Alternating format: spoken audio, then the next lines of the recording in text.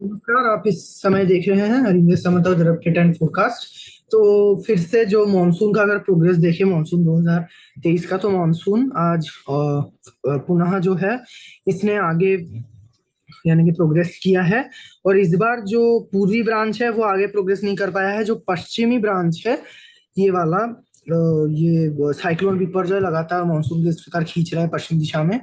पश्चिम branch इसलिए ये गोवा को, जैसे मैंने बोला था कि अगले 48 घंटों के दौरान लग रहा है गोवा कवर हो जाएगा, पिछले वीडियो में मैंने बताया था, आप देख सकते हैं। और इधर पूर्वोत्तर में लगभग कवर किया है पूर्वोत्तर को। ये केवल मेघालय के एकाध कुछ एक इलाके, असम के कुछ एक इलाके, यानी कि लगभग पूरा कवर हो चुका है। मैं यानी कि जो बोल रहा था कि पूर्वोत्तर को हो सकता है कवर ना करे, तो वही हुआ है, क्योंकि पूर्वोत्तर में अभी ये वेलमैंग लो प्रेशर जो यहाँ पे आया था वो अभी खत्म हो गया है। तो अभी और सारा एनर्जी ये वाला साइक्लोन यहाँ पर खींचे रख रहा है। यहाँ पर पहुंच तो रहा है मॉइस्चर, पश्चिम बंगाल में शुरू तो हुई है वेदर एक्टिविटी, पर इतनी भी एकदम इंटेंस अभी फिलहाल वेदर एक्टिविटी नहीं है कि मानसून का डिक्लेरेशन यहाँ हो जाए। तो अभी अगले 24 से 48 घंटों के दौरान देखने वाली बात है कि क्या होता है। हो सकता है कि प्रोग्रेस हो यहाँ पर इसकी थोड़ी सी संभावना पूर्वी ब्रांच में कम नजर आई है। पश्चिम ब्रांच में और भी थोड़ा प्रोग्रेस हो सकता है। देखिए, गोवा कवर हो चुका है, दक्षिणी महाराष्ट्र के कुछ इलाके कवर हो चुके हैं, कर्नाटका का जो पूरा दक्षिणी यानी कि दक्षिणी इलाका है वो कवर हो चुका है, उत्तरी और इलाका बाकी है, और बैंगलोर भी अभी बाकी है। तमिलनाडु लगभग पूरा कवर हो गया है। ये वाला जो इलाका है, जो बीच वाला इलाका है, वो उसमें आज मानसून आगे बढ़ा है। जो तमिलनाडु रह गया था वो कवर्ड है। हालांकि अब भी ये वाला जो इलाका, यहाँ पर 5 जून को मानसून पहुंचना था, ये वाला इलाका जो है अभी बाकी है, और पूरा आंध्र प्रदेश और रायलसीमा अभी बाकी है। और साथ ही ये वाला जो इलाका, जहां पर यहाँ तो दक्षिणी महाराष्ट्र में 10 जून को पहुंचता है, तो यहाँ पर अब देखिए पश्चिम ब्रांच मेकअप कर चुका है काफी। इसलिए अब देखिए ये जो एकदम जो पश्चिमी इलाका है महाराष्ट्र का, यहाँ पर जहाँ 10 जून को पहुंचना था और 11 जून को, एक दिन के देरी से पहुंचा है। तो ये 15 जून वाला जो हिस्सा है, हो सकता है कि विपर्जय यहाँ तक मानसून को खींच जाए, या गुजरात के भी कुछ दक्षिणी इलाकों तक मानसून को एक ये विपर्जय खींच खींच ले। वो भी देखने वाली बात है। हालांकि विपर्जय के जाने के बाद गुजरात में मौसम हो सकता है कि शुष्क हो जाए, तो मे भी मानसून डिक्लेयर ना हो। तो अभी वो देखने वाली बात है, पर और भी थोड़ा प्रोग्रेस मानसून का पश्चिम तट पर हो सकता है, ये संभावना भी नजर आ रही है। जो महाराष्ट्र का या और जो पश्चिम तट है वहां पर हो सकता है। और साइक्लोन की अगर अभी स्थिति देखें, तो ये साइक्लोन जो एक्सट्रीमली सीवियर साइक्लोनिक स्टॉर्म था, अभी ये लगभग अपने पीक इंटेंसिटी में है, 165 टू 175, गस्टिंग टू 195। अब ये धीरे धीरे वीक होने लग जाएगा। एक्सट्रीमली सीवियर साइक्लोनिक स्टॉर्म से वेरी सीवियर होगा कल, और फिर 13 तारीख को भी वेरी सीवियर, 14 को भी वेरी सीवियर। हालांकि कम कम होते होते ये फिर लैंडफॉल के समय ऐसा सीवियर या वेरी सीवियर रहेगा। फिर उसके बाद लैंडफॉल करने के बाद ही डीप डिप्रेशन, फिर लो प्रेशर एरिया हो जाएगा 16 तारीख तक। तो ये होगा, यानी कि ये साइक्लोन अब धीरे धीरे वीक होगा। ये साइक्लोन आप देखिए फिलहाल पीक इंटेंसिटी में काफी अच्छा इसका आई आप देखिए। आई बोला मैंने, रेडर रेडर इमेज गलती से बोल गया, आप देख सकते हैं। और ये ट्रैक अभी आप देखिए, और भी ये यानी कि थोड़ा अभी जो है भारत के लिए थोड़ा बुरा खबर है, आप कह सकते हैं, क्योंकि ट्रैक अभी बदल चुका है।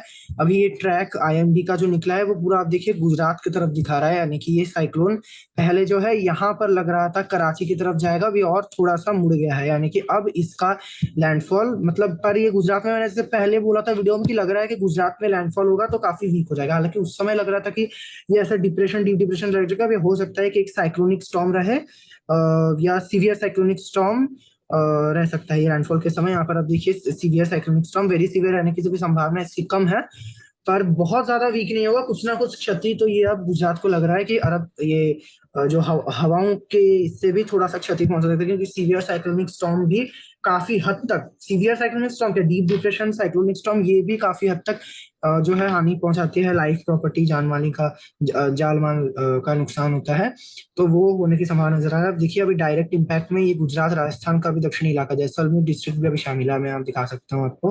तो यहाँ देखिए गुजरात का ये वाला हिस्सा डायरेक्ट पूरा इम्पैक्ट में रहेगा। जो ब्लैक जोन है उसमें कम इम्पैक्ट रहता है, तो इसमें भी आप देखिए गुजरात का आधा हिस्सा शामिल है और राजस्थान का ये हिस्सा, और यहाँ तक जो है ये ग्रीन एरिया जो आप देख रहे हैं, यहाँ तक जो है पूरा इसका यानी कि अच्छा इम्पैक्ट जा सकता है साइक्लोन का।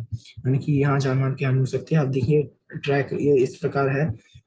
और यहाँ आप देखिए सी वार्निंग भी जारी हो चुका है गुजरात का जो है तट। अब ये 11 तारीख है आज। अभी से ही यानी कि मछुआरों को सलाह दी जा रही है कि आप तट पर अभी जाना बंद कर दे, धीरे धीरे, कम से कम अगले 3-4 दिन कम से कम ना आ जाए। उसके बाद भी अब देखिए ये 16 तारीख का इमेज है, तब भी किस प्रकार जो है तट खतरा है तट पर।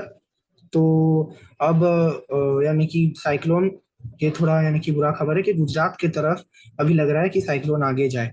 ये अगर अब मैं आपको सैटेलाइट इमेजरी दिखा दूं तो ये यहाँ पर आप साइक्लोन देख सकते हैं। ये अब कल मुंबई के लगभग पैरेलल था, अभी लगभग वही है। क्या हुआ है कि साइक्लोन जो है अभी थोड़ा स्लो भी मूव कर रहा है। ये अभी थोड़े उत्तर की तरफ, उत्तर पश्चिम की तरफ गया था, फिर अभी ये रिकर्व गुजरात की तरफ कर रहा है। तो ये है। और सैटेलाइट इमेजरी में दूसरा आप देखिए, यहाँ जो अलभाग लोकेशन वगैरह था ये अब धीरे धीरे हटेगा, पर अभी मॉइस्चर है, पश्चिम बंगाल में बादल है, तो मानसून अभी मूव करेगा कि नहीं, थोड़ी संभावना कम है।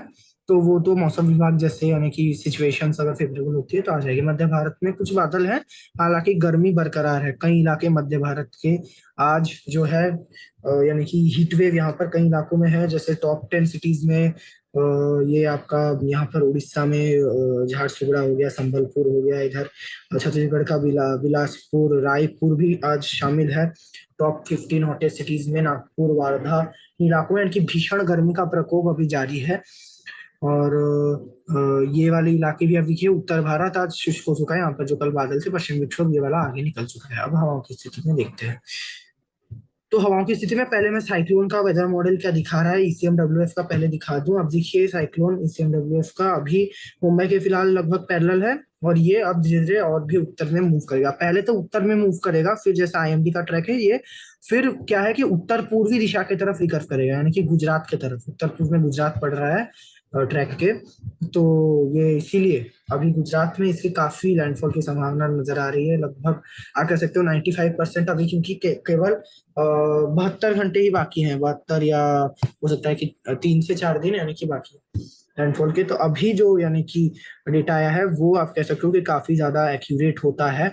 कम से कम ट्रैक तो अभी लगभग पूरा एक्यूरेट हो सकता है। आप देखिए गुजरात के कई इलाके प्रभावित होंगे इससे। ईसीएमडब्ल्यू के अनुसार भी यहीं पर लैंडफॉल है। और जीएफएस का दिखा दूं तो जीएफएस का आप देखिए एक दिन लेट दिखा रहा है। जीएफएस अब भी जो है ये थोड़ा और थोड़े पश्चिम में दिखा रहा है, यानी कि पाकिस्तान की तरफ दिखा रहा है, फिर ये मूव करते हुए। हालांकि गुजरात का जो कच्छ का इलाका होगा और जो जब पश्चिमी इलाका गुजरात का, ये दोनों ही वेदर मॉडल दिखा रहे हैं कि अफेक्टेड रहेगा। यानी कि तो कुल मिलाकर कहें तो अब इसका जो रिकर्वेचर है जो ओमान की तरफ लग रहा था वो नहीं होगा। तो ये है अभी की ये साइक्लोन की स्थिति। अब अगर मैं मौसम की बात करूं तो उत्तर भारत से शुरुआत करते हैं। उत्तर भारत में ये जो पश्चिमी विक्षोभ है वो आगे निकल चुका है। अब दूसरा पश्चिमी विक्षोभ आएगा इधर से, यहाँ से आएगा पश्चिमी विक्षोभ अगले 24 से 48 घंटे के दौरान आ सकता है। ये 13 से 14 तारीख के बीच एक इंड्यूस साइक्लोनिक सर्कुलेशन हो सकता है कि फॉर्म हो, हालांकि उतना सशक्त नहीं हो पाएगा। अभी आप देखेंगे बादल हट चुके हैं, क्योंकि साइक्लोन जो है सारा मॉइस्चर अपने पास घुमा कर रख रहा है। तो ये सर्कुलेशन बनने से खास और एक्टिविटी तो नहीं होगी, और सर्कुलेशन बनने की भी संभावना कम है। पर अगर कुछ मॉइस्चर इस तरफ से आ जाता है अरब सागर की तरफ से, अरब सागर में इतना अच्छा सिस्टम है, यानी कि अच्छा मतलब कि स्ट्रॉन्ग सिस्टम है, तो वो हो सकता है कि अचानक से बादलों का फॉर्मेशन अगर हो जाए तो ये वाला जो इलाका रहेगा यहाँ कुछ बारिश हो सकती है। पहाड़ों में भी हल्की फुल्की बारिश होगी। पश्चिमी विक्षोभ जो आएगा इसके प्रभाव से ऊंचे पहाड़ों में हल्की फुल्की बर्फबारी हो सकती है। अब देखिए पंजाब में मेघ गर्जना वगैरह दिख रहा है, तो हो सकता है कि ये हो पंजाब, हरियाणा, ये दिल्ली, पश्चिमी उत्तर प्रदेश, मथुरा, आगरा, बरेली, मेरठ इन इलाकों में, कानपुर, अयोध्या तक। पूर्वी उत्तर प्रदेश में थोड़ी संभावना कम है, हालांकि पूर्वी उत्तर प्रदेश में धीरे धीरे जो मॉइस्चर है वो बंगाल की खाड़ी की तरफ से भी कुछ आ रहा है। तो एकदम जो उत्तरी इलाके हैं यहाँ गोरखपुर यहाँ तक, बलरामपुर तक कुछ बादल पहुंच सकते हैं। कुछ एक इलाकों में मेघ गर्जना होने से हो जाए। अयोध्या और लखनऊ तक भी कुछ बादल आने से आएंगे, पर गर्मी यहाँ पर मुख्यतः उत्तर प्रदेश के कई इलाकों में बरकरार रहेगी। गर्मी का प्रकोप जारी रहेगा। राजस्थान में भी उत्तरी इलाकों में पंजाब हरियाणा जैसा मौसम रहेगा, अचानक से वेदर एक्टिविटी हो सकती है। पश्चिमी राजस्थान में फिलहाल गर्मी बरकरार है। जैसलमेर, जोधपुर, बीकानेर, बाड़मेर, इन सारे इलाकों में पूरे राजस्थान अभी गर्म है, साफ है। पर अब अगले 24 घंटों के बाद से धीरे धीरे मौसम में परिवर्तन शुरू होगा। गुजरात की तरफ से धीरे धीरे बारिश आएगी। पहले तो उदयपुर, चित्तौड़गढ़ वगैरह में 12 तारीख से कल से बादल आना शुरू हो जाएंगे, एकदम गुजरात से सटे हुए इलाके जो हैं। और 14-15 तारीख के बाद बारिश की गतिविधियां और बढ़ेंगी। उनके 48 से 72 घंटों के बाद दक्षिणी जैसलमेर, यहाँ जोधपुर, कोटा, बूंदी, बारन, भीलवाड़ा इधर, और उदयपुर, चित्तौड़गढ़। और 15 तारीख होते होते कम से कम लगभग आधा से ज्यादा राजस्थान कवर होगा। इधर दक्षिण से साइक्लोन रहेगा, और उस समय क्योंकि साइक्लोन वीक होगा तो क्या होगा कि पश्चिम विक्षोभ जो रहेगा उसके प्रभाव से एक इंड्यूस्ड साइक्लोनिक सर्कुलेशन भी बनेगा। तो ये यहाँ से क्या होगा, साइक्लोन जैसे वीक हुआ तो इस तरफ से नमी आना शुरू होगा। तो इधर जो है उत्तरी राजस्थान में श्रीगंगानगर, हनुमानगढ़, इन इलाकों में बारिश होगी। और जो बीच के जो इलाके रह जा रहे हैं, जैसे बीकानेर के कुछ इलाके हो गए ये जो, और जैसलमेर के उत्तरी इलाके, यहाँ पर थोड़ी कम रहेगी, पर पूरे ही राजस्थान में बारिश की गतिविधियां होगी, ये फिलहाल लग रहा है। और ईसीएमडब्ल्यूएफ दिखा रहा है कि ये जो सिस्टम है, ये जो मॉइस्चर है सिस्टम का, ये राजस्थान में काफी अच्छी बारिश देगी। फिर ये मध्य भारत की तरफ इसका मूवमेंट दिखा रहा है, यानी कि मध्य प्रदेश होता हुआ विदर्भ छत्तीसगढ़ तक बारिश ये दे सकता है, ये ईसीएमडब्ल्यूएफ दिखा रहा है। और जीएफएस का अगर मैं आपको दिखा दूं, तो जीएफएस यानी कि कल जैसे मैंने दिखाया था उत्तर भारत की तरफ दिखा रहा था, तो अभी तो लैंडफॉल ये 15 16 17 को हो गया। तो ये जीएफएस जो दिखा रहा है वो इस तरफ से क्योंकि दिखा रहा है कराची में लैंडफॉल होगा, तो वो ऐसे जा सकता है इसका ट्रैक, ठीक है, राजस्थान को पूरा कवर करता हुआ उत्तरी राजस्थान तक। फिर दक्षिण में ये, यानी कि दक्षिणी, ये पंजाब हरियाणा से आता हुआ पूरा पंजाब हरियाणा दिल्ली भी बारिश देखेगा अगर इसका ट्रैक ऐसा रहता है। दिल्ली और मध्य भारत जो छत्तीसगढ़ विदर्भ वगैरह ज्यादा बारिश फिर नहीं देख पाएंगे, यानी कि, और उत्तराखंड हिमाचल तक, ये पहाड़ी इलाकों तक बारिश दे जाएगा। अब ये देखने वाली बात है कि लैंडफॉल के बाद ये कहाँ पर जाता है, क्योंकि वो भी प्रभावित करेगा। अगर मध्य भारत की तरफ जाता है तो हो सकता है कि इधर थोड़े मानसून को भी आने में सहायता करे, और जो बारिश यहाँ पर नहीं हो रही थी, गर्मी बरकरार है, उससे लोगों को राहत देगी। क्योंकि हवाओं का तो कोई प्रभाव लैंडफॉल के बाद तो ज्यादा नहीं रहता है, साइक्लोन का मॉइस्चर इमेज में। तो ये हुआ उत्तर भारत में, यानी कि अब कुछ इलाकों में वेदर एक्टिविटी बढ़ेगी। कम से कम राजस्थान में अब वेदर एक्टिविटी बढ़ने की संभावना अधिक नजर आ रही है। और अगर जीएफएस जैसा इसका ट्रैक रहता है तो उत्तर आने वाले दिनों में उत्तर भारत के दूसरे भी जो पूरे इलाके हैं, ये पश्चिमी उत्तर प्रदेश तक, यहाँ तक उत्तर पश्चिम भारत बारिश देखेगा। तो ये है। और फिलहाल तो उतना नहीं है, गर्मी बरकरार है कई इलाकों में। और अब हम चलते हैं पूर्वी भारत की तरफ। पूर्वी भारत में ये बिहार के जो कुछ इलाके हैं, यहाँ पर दक्षिणी इलाके, यहाँ उत्तर पश्चिमी दिशा से हवाएं आ रही है। झारखंड में भी जो पश्चिमी झारखंड है, पर पूर्वी झारखंड, धनबाद वगैरह हो गया, इधर बिहार में किशनगंज वगैरह हो गया, पटना और इसके ऊपर इन इलाकों में पूर्वी हवाएं आ रही है। तो बिहार के कुछ इलाकों में बादल बन सकते हैं, कई इलाकों में दक्षिणी इलाके, हालांकि जहाँ पश्चिमी हवाएं चलेंगी वहां तापमान बेहद गर्म बना रहेगा। बिहार में अभी जो है हीटवेव चल रही है, सीवियर हीटवेव कई इलाकों में बिहार में चल रही है। और झारखंड में भी सीवियर हीटवेव चल रही है। पश्चिम बंगाल के कुछ इलाकों में हीटवेव तो है, पर जैसे क्या हो रहा है कि अभी क्योंकि मॉइस्चर काफी है, अभी जो गर्मी है वो ऐसा नहीं है, इसलिए है क्योंकि इन इलाकों में मॉइस्चर पहुंच रहा है। पर अगर बारिश नहीं हो रही है तो ये, यानी कि इसलिए लोगों को, यानी कि आपको फील्स लाइक टेम्परेचर काफी बढ़ जाएगा। पर अगर बहुत बढ़ता है टेम्परेचर से 40 के ऊपर, अनस्टेबिलिटी फॉर्म होती है, मॉइस्चर है, तो हो सकता है कि अचानक से तेज बौछार देखने को मिल जाए आपको, बादल बनकर, मेघ गर्जना। तो हो सकता है कि कुछ इलाकों में पश्चिम बंगाल या पूर्वी बिहार, पूर्वी झारखंड के इन इलाकों में काल वैसाखी जैसा मौसम दिखे। हालांकि इस बार नहीं दिखा है और काफी अच्छी बात है। इस बार थोड़ी प्री मानसून गतिविधियां पूर्वी भारत में भी कम रही, इसलिए इनकी इतनी गर्मी थी। पर कुछ ना कुछ एक्टिविटी होगी, पश्चिम बंगाल में तो होगी ही, और पूर्वी बिहार में, पश्चिमी बिहार और झारखंड में उत्तर पश्चिम में हवाओं का थोड़ा फ्लो प्रभाव रहेगा। तो यहाँ इसलिए वेदर एक्टिविटी हो सकता है कि ना हो। और यही उत्तर पश्चिमी हवाएं आप कहीं ना कहीं कह सकते हैं कि यहाँ से आने वाले जो मानसून है उसको कहीं ना कहीं रोक के रखे है। यह है उत्तर पूर्वी राज्यों में तो मानसून आ चुका है, लगातार बारिश जारी रहेगी। हल्की से मध्यम, कुछ स्थानों पे भारी बारिश की गतिविधियां उत्तर पूर्वी राज्यों में हो सकती है। थोड़ा हिंसक मौसम यहाँ देखने को मिल सकता है आपको। और यहाँ पश्चिम बंगाल में जो है ये वेदर एक्टिविटी होने के और भी एक कारण है, वो है कि यहाँ एक सर्कुलेशन बन रहा है बिहार झारखंड इस इलाके में। तो ये होगा पूर्वी भारत का मौसम, यानी कि कुछ वेदर एक्टिविटी होगी और जहां पर नहीं होगी, और गर्मी बरकरार रहेगा। और यहाँ से एक ट्रफ रेखा इस प्रकार उड़ीसा होती हुई दक्षिणी छत्तीसगढ़ तक आ रही है। इस ट्रफ रेखा के कारण अब मध्य भारत की तरफ चलते हैं, तो उड़ीसा में जो तटीय इलाके हैं यहाँ पर बारिश होती है। भुवनेश्वर, कटक, पुरी, यहाँ पर हो सकता है कि हो, हालांकि संभावना थोड़ी कम है। जैसे उड़ीसा के जो आंतरिक इलाके हैं, संबलपुर, इधर झारसुगुड़ा वगैरह में, बालांगीर, भवानीपटना, सारे इलाकों में गर्मी भीषण देखने को मिली है आज। रिकॉर्ड हुआ है तापमान, यानी कि ये झारसुगुड़ा में 46 डिग्री के आसपास तापमान पहुंच चुका है। 45.6 है, यानी कि राउंड ऑफ करें तो 46। अगर मैं देखेंगे तो 46 दिखाएगा आपको। तो ये क्योंकि उत्तर पश्चिमी लगातार शुष्क हवाएं यहाँ से चल रही है, छत्तीसगढ़ और इवन की उत्तर भारत से जो आ रही है ये शुष्क हवाएं। और ये अरब सागर से आप देखेंगे घूमती हुई तो आ रही है, पर यहाँ तक काफी लंबा ट्रैवल है, तो पूरी तरह इस इलाके में आते हुए शुष्क हो जा रही है ये हवाएं। गर्मी बरकरार है, अगले 24 से 48 घंटों के दौरान भी ऐसा ही मौसम यहाँ पर बना रहेगा, कम से कम 13-14 तारीख तक, जब तक ये साइक्लोन की 14 से कुछ एक्टिविटी हो सकता है कि बड़े मतलब बादल बादल आना शुरू हो, हल्की हल्की बारिश हो, पर कोई खास राहत नहीं रहेगा। उसी प्रकार छत्तीसगढ़ गर्म बना हुआ है लगातार, पूरा छत्तीसगढ़, कोरिया कुरबा से लेकर के अंबिकापुर से लेकर के जगदलपुर तक। हालांकि जगदलपुर वगैरह में जो दक्षिणी इलाके हैं यहाँ से, क्योंकि तटीय उड़ीसा से होते हुए जो ट्रफ रेखा जा रही है जगदलपुर वगैरह में, इसलिए हो सकता है कि हल्की हल्की ये जो है बादल फॉर्म हो जाए, वेदर एक्टिविटी हो। रायपुर और इधर ये कांकेर में भी थोड़ी संभावना कम है। रायपुर, कोरबा, बिलासपुर, रायपुर और बिलासपुर यानी कि टॉप 15 नॉटेस्ट सिटीज में आज रिकॉर्ड किए गए हैं।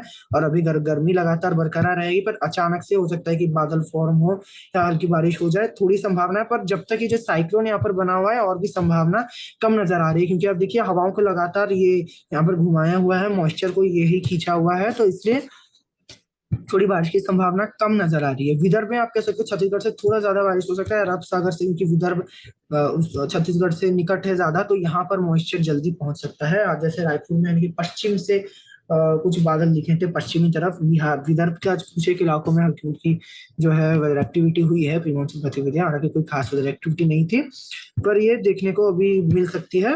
पर यहाँ भी गर्मी तो बरकरार रहेगी। और विदर्भ से अगर मूव करते हुए बादल छत्तीसगढ़ में आ गए, तो यानी कि मेहरबानी होगी, गर्मी से यहाँ पर इस इलाके में राहत देगी। और मध्य प्रदेश में जो है वेदर एक्टिविटी नहीं है यहाँ भी। और अभी अगले 24 से 48 घंटों के दौरान संभावना काफी कम है। केवल जो कुछ पश्चिमी इलाके हैं गुजरात से सटे हुए, यहाँ 14 तारीख को बादल आ सकते हैं गुजरात से, और हल्की हल्की बारिश इंदौर, भोपाल वगैरह में हो सकती है। पूर्वी इलाके लगातार शुष्क बने रहेंगे, सिंगरौली हो गया, जबलपुर हो गया, सारे इलाकों में इस प्रकार उत्तर पश्चिम दिशा से हवाएं चलेंगी और मौसम काफी गर्म बना रहेगा। तो ये है। और गुजरात तो जैसे मैंने बता दिया है, साइक्लोन का पूरा प्रभाव भी नजर आ रहा है यहाँ पर, direct impact. Landfall cyclone Biparjoy करेगा गुजरात के आसपास, ये गुजरात कराची तट के आसपास। तो गुजरात में अब बारिश बढ़ेगी। फिलहाल तो जो बारिश नहीं थी, जो तापमान बढ़े थे, अब इसमें गिरावट आना शुरू हो जाएगी। अरब सागर से मॉइस्चर आना शुरू हो सकता है कल से ही, 12 तारीख से पूरे गुजरात में बारिश की संभावना नजर आ रही है। जो पश्चिमी इलाके हैं, जामनगर और देवभूमि, द्वारका, वेरावल, थान, भावनगर तक, गांधीधाम, नलिया, भुज, इन इलाकों में ज्यादा बारिश होगी। वडोदरा, अहमदाबाद, पालनपुर और जो बनासकांठा, साबरकांठा है, इन इलाकों में बारिश थोड़ी कम होगी। पर यहाँ भी 13 तारीख के बाद से बारिश की गतिविधियां पूरे गुजरात को कवर कर जाएगी। तो गुजरात में अब आने वाले दिनों में काफी अच्छी बारिश नजर आ रही है। जैसे ही साइक्लोन लैंडफॉल करेगा 14-15 तारीख को गुजरात के कई इलाकों में, 15-16 तारीख को मूसलाधार बारिश, पहले तो पश्चिमी इलाके में 15 तारीख को मूसलाधार बारिश होगी, फिर 16 तारीख को पूर्वी इलाकों में गुजरात के मूसलाधार बारिश दिखेगी। ये गुजरात अब काफी अच्छी बारिश की गतिविधियां देख सकता है। जो प्री मानसून बारिश जो गुजरात में कम होती है प्री मानसून सीजन के दौरान, पर अब बारिश काफी अच्छी नजर आ रही है और हवाएं तेज चलेंगी गुजरात के तटों में। तो अभी यानी कि यहाँ पर प्रिकॉशन लेने की काफी ज्यादा यानी कि आवश्यकता है। काफी मतलब है, क्योंकि सीवियर साइक्लोनिक स्टॉर्म तो रहेगा, तो ये भी काफी तबाही मचा सकता है गुजरात के कई तटीय इलाकों में। और जैसे यहाँ क्या है कि पश्चिमी तट में और एक ये डिसएडवांटेजेस, पूर्वी तट में अभी तो उतना नहीं है। जो 1999 उड़ीसा साइक्लोन ने जो यहाँ पर मैंग्रोव फॉरेस्ट था उसको काफी डिस्ट्रॉय किया है, पर अब भी जो सुंदरबन के कुछ इलाके, यहाँ पर अब भी जो मैंग्रोव फॉरेस्ट है, तो ये हल्का थोड़ा सा ये प्रोटेक्ट कर देता है साइक्लोन से, यानी कि कुछ विंड स्पीड को कम कर देता है। यानी कि यहाँ पर ये जो है विंड स्पीड्स को, इन ट्रीज का यानी कि इन वृक्षों का ये विशेषता होता है कि ये हवाओं की गति को थोड़ा कम कर देता है। पर गुजरात वगैरह में क्या है, यहाँ पर जो तटीय इलाकों में यानी कि ऐसे मैंग्रोव फॉरेस्ट यहाँ पर प्रेजेंट नहीं है। पश्चिम घाट में कुछ एक इलाकों में है, यानी कि घाट वगैरह में काफी घने जंगल वगैरह है, पर गुजरात में ऐसा नहीं है। यानी कि जैसे ये अगर देखें तो पाकिस्तान का जो ये जो सिंध इलाका अगर यहाँ पर लैंडफॉल करता है इस इलाके में, तो यहाँ पर तो आपको पता ही थार का मरुस्थल का ही दक्षिणी इलाका है। और जो ये कच्छ का भी इलाके में कुछ इलाकों में जो है थार का मरुस्थल का ही हिस्सा है। कच्छ का भी, गुजरात का कुछ इलाका काफी ड्राई है और ओपन एरिया है। तो जो ओपन एरियाज होते हैं वहां पर साइक्लोन का प्रभाव और भी ज्यादा दिखता है। हवाएं इसलिए काफी, आप कह सकते हो कि पूरा डायरेक्ट इम्पैक्ट इसका देखने को मिलेगा और तेज चल सकती है हवाएं इसलिए कई इलाकों में गुजरात में। और विंड स्पीड्स तो जैसे मैंने बता दिया आईएमडी का यहाँ पर साइक्लोन में। तो लैंडफॉल जैसे ये गुजरात के ऊपर करेगा, अब देखिए 15-16 तारीख के आसपास इसका लैंडफॉल, 15 तारीख को ही लैंडफॉल कर जाएगा, 15 तारीख रात को, 16 तारीख के सुबह सुबह। तो उस समय जो विंड स्पीड्स होंगे, मैं आपको मौसम विभाग का ही दिखा देता हूँ क्योंकि वेदर मॉडल थोड़ा अलग अलग ही दिखा सकते हैं। तो आप देखिए 15-16 को विंड स्पीड्स कम हो जाएंगे पर 100 यानी कि 30 तक, 120 से 135 तक, 150 गस्टिंग है। फिर धीरे धीरे कम होगी विंड स्पीड पर, यानी कि 100 के ऊपर रहेगा तो ये काफी अच्छा तबाही मचा सकता है गुजरात में। तो ये रहेगा। और अब अगर मैं दक्षिण भारत की जल्दी से बात करूं तो दक्षिण भारत में पहले ये कोंकण रीजन का बात कर लेता हूं। तो कोंकण रीजन में मानसून आगे बढ़ रहा है, साइक्लोन बिपरजॉय इस प्रकार जो है थोड़ा मॉइस्चर यहाँ पर ये पुश कर रहा है, इसलिए मुंबई में भी कुछ ना कुछ बारिश हो रही है। मुंबई, रत्नागिरी, कोल्हापुर, नासिक, पुणे सारे इलाकों में बारिश जारी रहेगी। मध्य महाराष्ट्र और मराठवाड़ा, मराठवाड़ा में थोड़ी बारिश कम होगी। मध्य महाराष्ट्र में संभावना नजर आ रही है हल्की से मध्यम बारिश कई इलाकों में देखने को मिलती है। मुंबई में मध्यम बारिश गतिविधियां लगातार जारी रहेगी और थोड़ी भी बढ़ने की संभावना नजर आ रही है। साइक्लोन जैसे अंदर जाएगा तो हवाओं को इस प्रकार खींचेगा, तो अब धीरे धीरे अंदर में बारिश थोड़ी बढ़ा सकती है। मुंबई, नासिक तक अब बारिश जा सकता है। तो ये रहेगा। सोलापुर तक भी बारिश, सोलापुर में भी बारिश होने की संभावना है। सोलापुर, कोल्हापुर इन इलाकों में बारिश रहेगी। तेलंगाना में बारिश की गतिविधियां होने की संभावना ज्यादा नहीं है, हल्की बारिश होने से होगी। यहाँ भी गर्मी बरकरार रहेगी लगातार। तेलंगाना, रायलसीमा में भी अभी तक मानसून नहीं पहुंचा है, रायलसीमा में भी गर्मी है। आंध्र प्रदेश में भी गर्मी रहेगी पर आंध्र प्रदेश के कुछ तटीय इलाकों में, विशाखापट्टनम वगैरह में हल्की फुल्की मेघ गर्जना देखने को मिल सकती है। और ये तेलंगाना और रायलसीमा में बादल बादल तो आ सकते हैं, बारिश की संभावना काफी कम है। उत्तरी तमिलनाडु में भी जो है मानसून नहीं आया है, हालांकि तमिलनाडु में, पूरे ही तमिलनाडु में कुछ ना कुछ एक्टिविटी होगी। पर मानसून ने जो तमिलनाडु में दस्तक दिया, केवल केरला से सटे हुए कुछ इलाकों में बहुत ज्यादा बारिश हो रही है। जो तटीय इलाके हैं, तंजावुर, पुडुचेरी, चेन्नई, इन इलाकों में कोई खास वेदर एक्टिविटी नहीं रहेगी, हल्की बारिश होने की संभावना हो सकती है, मेघ गर्जना वगैरह। बैंगलोर में भी इसी प्रकार का मौसम बना रहेगा। और केरला में अभी बारिश की गतिविधियां लगातार जारी रहेगी, मध्यम कुछ स्थानों पे भारी बारिश, तटीय कर्नाटक में भी ऐसा ही। और अंडमान निकोबार में भी बारिश होगी, लक्षद्वीप में भी बारिश अभी जारी रहने की संभावना है। आगे के अपडेट्स के लिए देखते रहिए हमारे चैनल को। धन्यवाद।